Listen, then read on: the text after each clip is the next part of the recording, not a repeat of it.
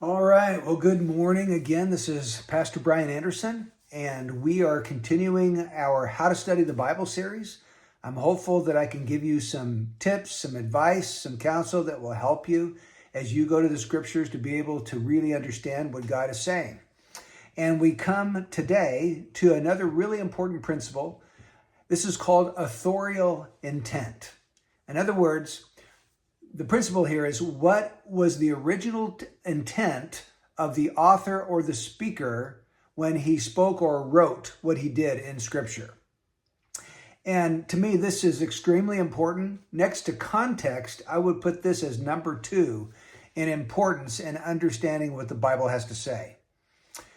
So, really, it doesn't matter if a passage strikes you a particular way or gives you a certain impression or feeling, or if you understand it to be speaking to you in a specific, unique way, a responsible and faithful interpreter of Scripture is going to put all of that on the back burner.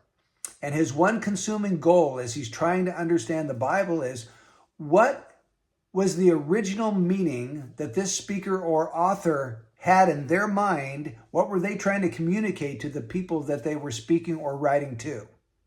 Okay, so for example, Matthew 18, verse 19, Jesus said, "Again I say to you, that if two of you agree on earth about anything that they may ask, it shall be done for them by my Father who is in heaven." So when you read that, you shouldn't immediately conclude that this means that if you can just find one other Christian to agree with you in prayer about something that you want, then God will give that thing to you. Okay? The reason why we would say don't immediately conclude that is because when you read the surrounding context, you find out that the message Jesus was trying to communicate had to do in the surrounding context of church discipline. He talked earlier about bringing 2 or 3 witnesses, or 1 or 2 people with you, and together with you, that makes 2 or 3 witnesses. So the 2 people that agree on earth, in context, that has to do with a church discipline situation. And if 2 people at minimum or 3 agree about this church discipline situation, and the erring brother, whether he is in sin and what they need to do to restore the brother and to protect the church, and they're praying about wisdom and courage to go through with this situation, then in that situation, God is going to answer that prayer. God is going to give them what they're asking. Or let's take another example. Let's say Jeremiah 29:11. "For I know my plans for you, plans for welfare and not for calamity, to give you a future and a hope." A lot of people, when they read this verse, immediately conclude that it's always God's plan for his people to bring them welfare, a future, and a hope. It's never his will to bring calamity into that person's life. Well, is that what God was trying to communicate to his people in Jeremiah 29:11? It can't be, because the previous 28 chapters of Jeremiah have told us that God did plan to bring calamity upon Israel.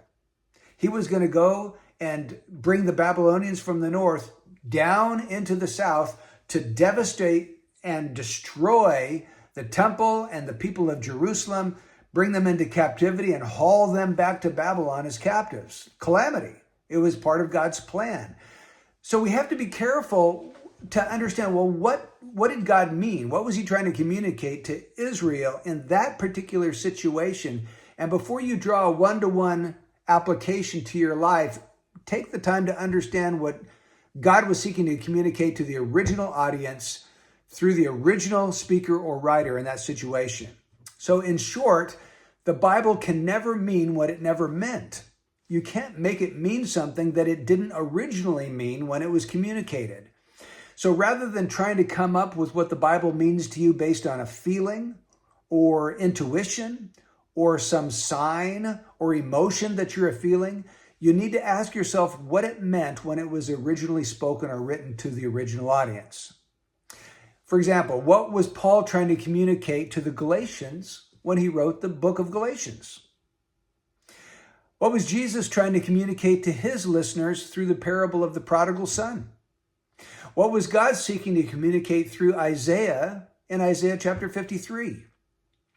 Rather than trying to find some deep spiritual meaning that nobody has ever seen before, we should be looking for the plain, natural meaning of the text. So I hope these thoughts are helpful to you as you pore over the scriptures and seek to understand their meaning. Until our next video, may God really richly bless you.